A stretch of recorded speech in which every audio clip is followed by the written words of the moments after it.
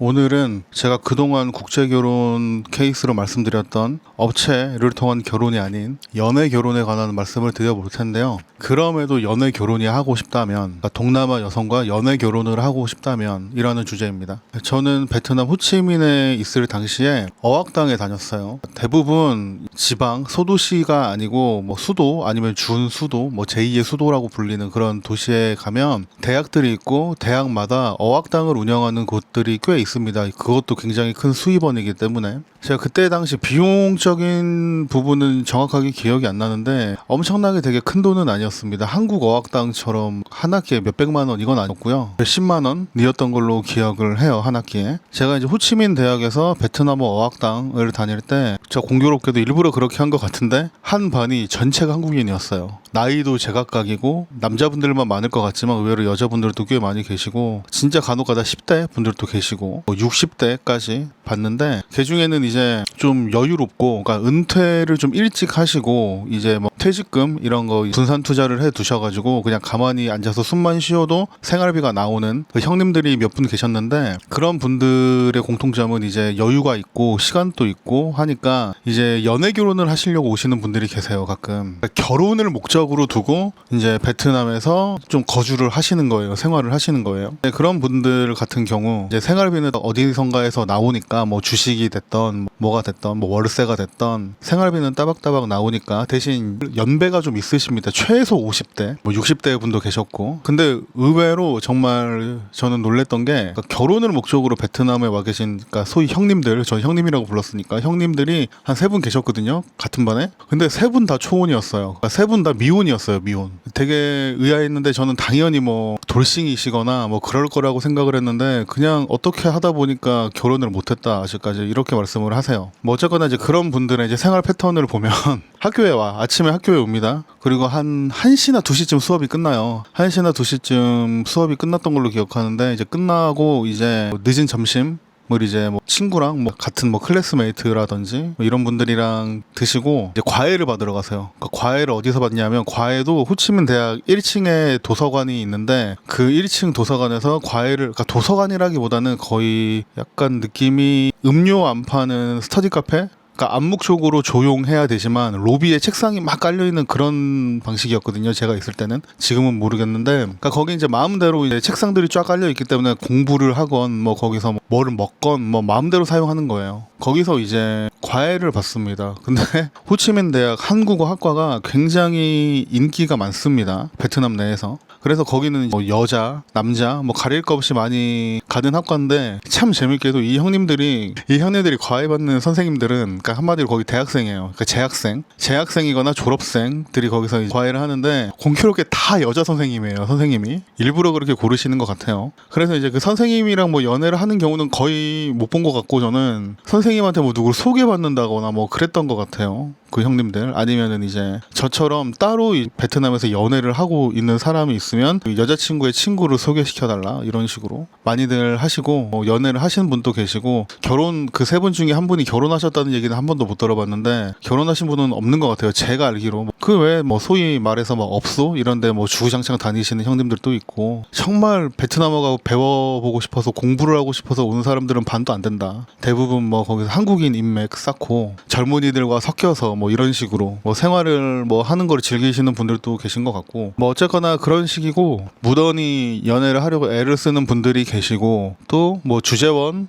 이나 아니면 자기 사업 때문에 오셔서 뭐 어떻게 자연스럽게 이렇게 저렇게 하다 보니까 자연스럽게 만나는 분들이 계시고 또 반대로 현지 여성분을 절대 안 만나는 남성분들도 계십니다. 뭐 그건 취향과 뭐 가치관의 차이기 때문에 그분들을 뭐 무시해서 막 그런 게 아니고 그냥 왠지 그냥 안 그러고 싶다 나는 여기서 그냥 한국 사람을 만났으면 만났지 여기서 한국인 프리미엄이 있거든요. 분명히 있어요. 한국 남자 프리미엄이 있는데 그걸 이용해서 베트남 여자 만나는 거 자체를 꺼리는 분들도 계세요. 근데 이 한국인 프리미엄이라는 것도 좀 이따가 말씀을 드릴 텐데 그렇게 이제 연애들을 많이 하세요. 많이들 하시는데 이제 여기서 이제 한국인 프리미엄을 말씀드리면 뭐 무조건 한국인이라고 막 떠받들어주고 그러진 않아요. 뭐 예전엔 그랬을 수도 있는데 페이스북 같은 이제 SNS를 많이 접하게 되고 서로 정보 교류가 활발해지고 스마트폰을 통해서 그리고 그동안 그동안 이제 쌓여있던 이제 데이터, 누적된 데이터 뭐 이런 걸 이제 공유하다 보니까 뭐 한국인이라고 그렇게 뭐 되게 막 떠받들어주고 그런 거 전혀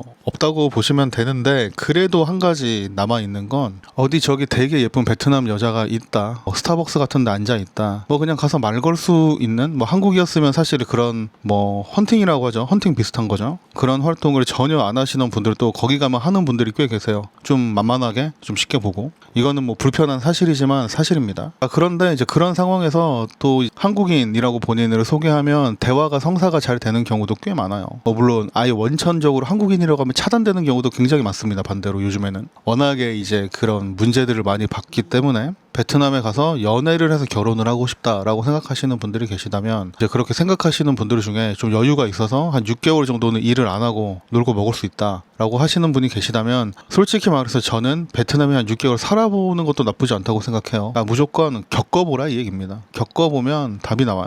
그렇기 때문에 뭐 진짜로 제가 아까 말씀드린 형님들처럼 뭐 어디서 배당금이 나온다거나 월세가 나온다거나 아니면 퇴직금이 꽤 있어서 내가 이직을 하려고 하는데 이번에 받은 퇴직금이 꽤 된다, 그래서 한 달 살이가 아니고 한 6개월 살이 정도 하고 싶다, 베트남 가서 아니면 뭐 다른 데 가서, 그러면서 이제 뭐 연애도 하고 뭐 기회가 되면 결혼도 하고 싶다라고 하는 분들은 뭐 가보셔도 돼요. 가서 이제 어학당 다니시면서 여기저기 구경도 많이 하시고 뭐 사람도 이 사람 저 사람 만나 보시면서. 근데 문제는 이제 한국 남자들 중에 이제 굉장히 쉽게만 생각하시는 분들은 그 한 가지 관가하신 게 있는데, 이건 아는 사람도 있고 모르는 사람도 있겠지만 제가 장담하는데 한국 남자 중엔 이걸 모르는 사람이 대부분이라고 생각합니다. 아는 사람은 많이 없을 거예요. 그 커뮤니티 같은 게 있어요. 베트남에도, 다른 동남아도 마찬가지예요. 근데 그 커뮤니티가 어디에 있냐, 한국 같은 경우에는 뭐 커뮤니티 사이트들이 이것저것 많이 있고, 그 다음에 뭐 특정 정보를 교류한다 그러면 다음 카페, 뭐 네이버 카페 이런 데서 모여가지고 정보 교류를 하는데, 베트남을 예로 들면 뭐 근데 주변 다른 뭐 필리핀이라든지 태국이라든지 캄보디아, 뭐 라오스 다 똑같습니다. 페이스북 그룹을 활용합니다. 페이스북에서 그룹을 만들어서 거기가 뭐 하는 데냐면, 간략하게 말씀드리면 도망간 한국인 남자친구 찾는 그룹입니다. 그러니까 커뮤니티예요. 이게 참 안타까운 현실이지만 지금까지 워낙에 안 좋은 일들이 많았고 또 좋은 일도 많았겠지만 안 좋은 일만 항상 뉴스에 나온다고 제가 말씀드리죠. 뭐 SNS에 올라오고 뭐 도망갔다, 뭐 임신시키고 도망갔다, 뭐 이런 경우는 허다하고, 그냥 뭐 잠수 이별 당했다, 뭐 이런 경우는 더 허다하고. 실제 예로 제가 베트남에 갔을 때 한 두어 달 정도는 모르는 베트남 여자들한테 메시지가 한 번씩 왔어요. 그러니까 페이스북을 통해서 주변에 있는 사람이 검색이 되는 뭐 그런 시스템 때문에. 그러면 저한테 메시지를 보내면 이게 뭐 데이트 신청이냐 그런 건 아니고요. 누구누구를 아냐, 뭐 이름이랑 사진 같은 거 보내면서 누구누구를 아냐, 뭐 이 남자를 아냐, 내 남자친구인데 연락이 안 된다, 걱정이 된다, 이런 식으로 찾는 메시지, 전 남자친구 찾는 메시지, 이런 게 꽤 있었습니다. 그렇게 도망간 한국인 남자친구 찾는 메시지가 정말 꽤 왔어요. 저한테 꽤 왔고, 그리고 이제 그들도 최선을 다해서 찾습니다. 그런 식으로 도망을 가거나 하면. 그래서 이제 그런 커뮤니티가 생겼고, 근데 이제 그런 커뮤니티에 나중에 추가된 순 기능 중에 하나가 뭐냐면, 그러니까 기능도 아니고 그들이 어떻게 활용을 하기 시작했냐면, 처음에는 도망간 남자친구, 연락 안 되는 남자친구를 찾고 싶다, 혹시 아는 사람 있으면 좀 알려달라, 뭐 이런 식으로 활용을 했는데, 그 다음에는 썸을 타는 단계에서 거기다가 올려요. 나 이 남자랑 썸 타고 있는데 혹시 나 말고도 썸 타고 있는 사람 있니? 이 사람이 정말 나랑만 썸을 타는지 아니면 문어발인지 거기서 확인을 합니다. 그러니까 물론 뭐 모든 베트남 여자가 거기 가입돼 있는 건 아니기 때문에. 근데 반대로 이제 한국인들과 릴레이션십, 그러니까 연애를 선호하는 분들이 계세요. 이게 좀 안타깝지만 자국 남자를 완전히 배제하고 외국인이랑만 연애를 하고 결혼을 하려고 하는 그 사람들이 있어요. 근데 이제 그 중에서도 한국 남자를 선호하는 사람, 뭐 일본 남자를 선호하는 사람, 뭐 중국 남자를 선호하는 사람, 아니면 뭐 미국 남자를 선호하는 사람, 이런 식으로 나뉘거든요. 근데 이제 한국 남자를 선호하는 사람, 그러니까 그런 사람들 중에서 한국 남자를 선호하는 사람들은 대부분 그 커뮤니티에 가입이 돼 있다고 보시면 맞아요. 굉장히 많습니다. 회원이 생각보다 되게 많아요. 도망간 남자친구가 있다. 근데 도망을 갔더라도 뭐 잠수 이별이면 뭐 이별할 수 있지. 근데 잠수 이별을 한 것도 올라오지만, 이게 정말 크게 이슈가 되는 경우는 임신했는데 도망갔다. 이런 경우는 그 남자의 사진, 명함, 그 다음에 심할 때는 여권, 다 올라옵니다. 오만 거 다 올라와요. 뭐 직장 뭐 이런 거 오만 거 다 올라와요. 그래서 굉장히 조심을 하셔라. 그러니까 여행을 갔던 아니면 주재원으로 가셨던 아까 말씀드린 것처럼 몇 달 살아보고 싶어서 가셨던 절대 베트남 여자들을 만만하게 보시면 안 됩니다. 그런데 올라오면 뭐 불이익이 있냐 뭐 이러는데 저처럼 베트남 사람과 결혼을 한 사람이라든지 연애를 한 사람들은 간접적으로 그걸 볼 때가 있어요. 혹시 이 사람 아냐라고 물어볼 때가 있어요. 물어볼 때가 있어요. 그러면 이제 한국 사회에서도, 그러니까 한인 사회에서도 소문이 날 수도 있고, 심지어 찾을 때도 꽤 많습니다. 연락이 닿는 경우도 꽤 있고, 개망신 당하는 거예요. 개망신. 실제 예로 제 와이프의 친구의 지인이에요. 그러니까 한마디로 그냥 한 번도 본 적 없는 사람이고, 저희는 호치민에 있었지만 그 사람은 심지어 하노이 사람이에요. 그러니까 만날 일도 없고 뭐 연락을 해본 적도 없는 사람인데, 이제 와이프의 친구를 통해서 연락이 온 거예요. 아이를 출산했다, 몇 달 전에. 근데 한국인 남자친구의 아이다. 그런데 이제 그분이 원하는 거는, 그 남자친구분은 당연히 반대했겠죠. 당연히 열렬히 반대를 했는데 그래도 자기는 낳고 싶다라고 이제 끝까지 우기다가 낳은 케이스입니다. 이게 합의가 안 되는 상태에서 출산을 한 케이스인데, 이게 남자 입장에서 보면 남자 입장에서도 억울할 수도 있어요. 왜냐하면 그러니까 출산을 원하지 않았고 이제 뭐 임신 중단을 할 수 있는 시기가 분명히 있었는데 여자 혼자 밀어붙여서 출산을 했다라고 주장할 수도 있습니다. 남자 쪽에서는. 그런데 뭐 그런 주장을 하건 말건 법적으로는 태어난 아이는 인정이 될 수밖에 없어요. 뭐 그 과정이 어떻게 됐든, 뭐 본인이 뭐 억울하든 아니든 그렇게 뭐 억울해하는 사람들도 꽤 많기 때문에, 본인이 뿌린 씨앗인데 본인이 억울해하는 사람이 굉장히 많습니다. 그렇기 때문에 욕 엄청 먹을 것 같은데 뭐 아무튼 그렇기 때문에, 그런 관계에서 아이가 출산이 된다 그러면 남자한테 유리한 게 하나도 없습니다. 참고적으로 뭐 알아두시라고 말씀드리는 거고, 다시 본론으로 돌아가서 그런 상황인데 아이를 출산을 했어요. 그리고 100일이 지났어요. 100일이 지나고 와이프 친구를 통해서 와이프한테 연락이 온 거예요. 그분이 원하는 건 뭐냐, 뭐 양육비 이런 게 아니고 이 아이에게 한국 국적으로 줬으면 좋겠다. 그러니까 본인 말로는 가능성을 좀 더 열어주고 싶다. 그래도 생부가 한국인이니까 가능성을 열어주고 싶다. 이게 이 아이에게 한국 국적을 받게 해줄 수 없겠느냐, 그러니까 그렇게 도와줄 수 없겠느냐, 뭐 그렇게 할 수 있는 방법이 없겠느냐, 이런 식으로 얘기를 해서 뭐 그냥 이래저래 한번 알아보겠다. 우리가 변호사님이랑 그 다음에 저희가 예전에 신세 진적 있었던 행정사님한테도 연락을 드렸습니다. 이쪽 국적이라든지 이런 거 전문적으로 하시는 행정사님이랑, 그러니까 저희가 가깝게 지내는 변호사님이랑 연락을 드려서 상담을 한번 받았는데, 정식으로 이거는 굉장히 불리하다고 표현을 해야 될지 모르겠지만 남자한테 굉장히 불리해요.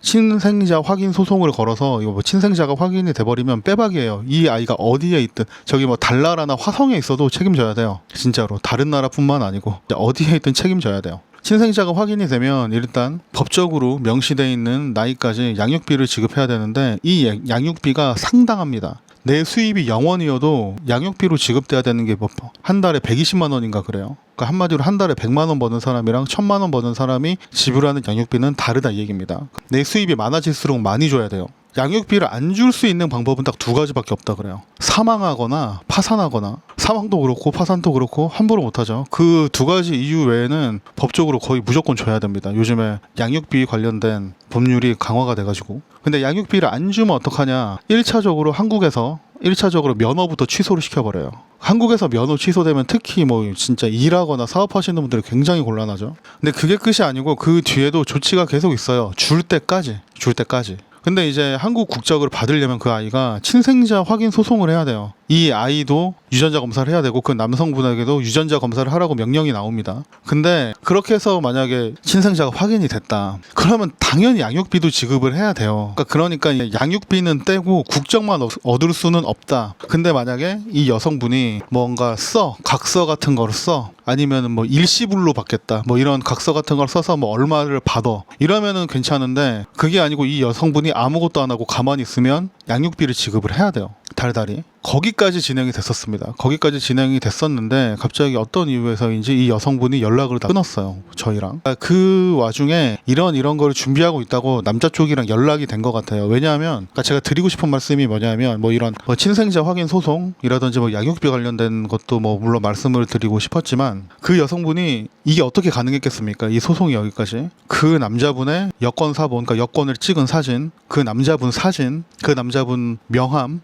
그 심지어 SNS도 그대로 닫지도 않고 그대로 갖고 계셨어요. 근데 그런 식으로 이제 뭐 도망이라고 해야 되나? 도망을 가려면 그런 걸 다 정리를 하고 갔어야 되는데 페이스북 보면 자기 가족 등록할 수 있잖아요. 그 가족 등록된 것까지 다 남아 있었어요. 한마디로 동생이라든지 뭐 형이라든지 다 연락을 할 수 있는 상태였어요. 마음만 먹으면. 굉장히 불리하죠. 굉장히 불리한 그 상황을 만들어 놓고 도망을 갔죠. 일단 아이가 있었고 일단 임신을 시켰고 그게 아니면 뭐 같이 뭐 어떻게 합의를 봤어야 되는데 그런 합의 과정 없이 그냥 바로 한국으로 갔습니다. 한국으로 가버렸고 그러면서 자기 주변 뭐 SNS라든지 이런 걸 전혀 정리하지 않았고 근데 물론 뭐 SNS를 정리했더라도 뭐 이미 뭐 여권 사진 이런 게 찍혀 있었기 때문에 찾으려면 뭐 법정 소송을 통해서 뭐 찾으려면 분명히 찾을 수 있는 상황이어서 근데 이게 참 조심하셔야 되는 게 이 여성분들이 바보가 아니에요. 이제 증거를 다 남겨놔요. 너와 내가 연인 관계다. 아니면 너와 내가 사실혼 관계다. 아니면 너와 내가 뭐 같이 뭐 살고 있다. 뭐 이런 증거를 암암리에 굉장히 많이 수집을 해요. 계속 수집을 해요. 물론 안 하는 사람도 있겠지. 근데 그런 안 하는 사람도 한 번 당하면 그 다음부터는 해요. 그러니까 대부분 한다고 보는 게 맞아요. 그래서 나도 모르게 내 여권 사진이 찍혀 있고 내 지갑 안에 있던 한국 뭐 주민등록증이라든지 아니면 뭐 면허증 사진이 찍혀 있고 나도 모르는 사이에 내 얼굴이 굉장히 잘 나와 있는 사진이 찍혀 있고 진짜 본인이 국정원급으로 정말 신분을 숨기고 진짜 블랙 요원처럼 그렇게 할 자신이 있는 분이 아니라면 이런 증거는 다 남는다고 보시면 됩니다. 그래서 이제 연애 얘기를 하다 여기까지 왔는데 그러니까 절대 베트남 여성과의 연애를 만만하게 보시면 안 됩니다. 그리고 이제 피임 꼭 잘 하시고 이런 사례들이 있기 때문에 피임 정말 잘 하시고 되게 많아요. 베트남 내에 사실 그 한국인 남자친구 아이 출산하시는 분들 아니면 임신 중단하시는 분들 굉장히 많아요. 그 심지어 베트남 같은 경우에는 그 사후 피임약이라고 하죠. 한국은 병원에 가서 처방을 받아야지 그거를 이제 약국에서 받을 수 있는데 베트남은 지금도 그럴 것 같은데 제가 거기 지낼 때만 해도 그냥 병원 통하지 않고 약국 가면 바로 살 수 있었습니다. 그거를 이제 이용하시는 한국 분들도 꽤 계시고 그 베트남 한인 사회에도 이건 암암리에 퍼져 있는 사실입니다. 사후 피임약 약국 가면 그냥 준다. 필요하신 분들은 가서 받아 사용하셔라. 뭐 암암리에 퍼져 있는 사실이에요. 자, 그렇기 때문에 오늘 얘기 정리해보면 시간적인 여유가 있고 금전적인 여유가 있는 분들은 한 6개월 정도 거기서 살아보시면서 이제 이 사람 저 사람 만나보시는 것도 좋다. 베트남의 전반적인 뭐 문화라든지 아니면 뭐 사회 풍토라든지 뭐 이런 사회 규범 이런 걸 이해하기 굉장히 좋다. 단 베트남 여성과의 연애에 있어서는 너무 가볍게 접근하시면 안 되고 너무 쉽고 가볍게 접근하시면 안 되고 한국 여성 만나는 것과 마찬가지로 진지하게 그 책임감을 가지고 접근을 하셔야 된다. 연애를 하더라도 피임은 확실하게 하라 이 얘기입니다. 그 다음에 이별을 할 거면 뭐 상호 합의하에 뭐 여자가 너무 막 이상하거나 그러면 어쩔 수 없겠지만 그래도 정상적으로 이별을 하신다면 뭐 너무 잠수 이별하지 마시고 뭐 어쨌건 그렇습니다. 오늘은 굉장히 욕을 많이 먹을 것 같은 얘기인데 오늘 또 뭐 어쨌거나 다 제가 겪은 사실이에요. 사실이기 때문에 재밌게 들어주셨으면 좋겠고요. 슬슬 아이디어가 고갈된다고 말씀드렸죠. 아무도 댓글을 안 달아주세요. 많은 분들, 그러니까 제 예상보다 많은 분들이 영상을 봐주고 계신데 아무도 아이디어를 안 주세요. 댓글을 안 달아주셔. 뭐 어쨌건 뭐 그렇다는 얘기예요. 감사합니다. 안녕히 계세요.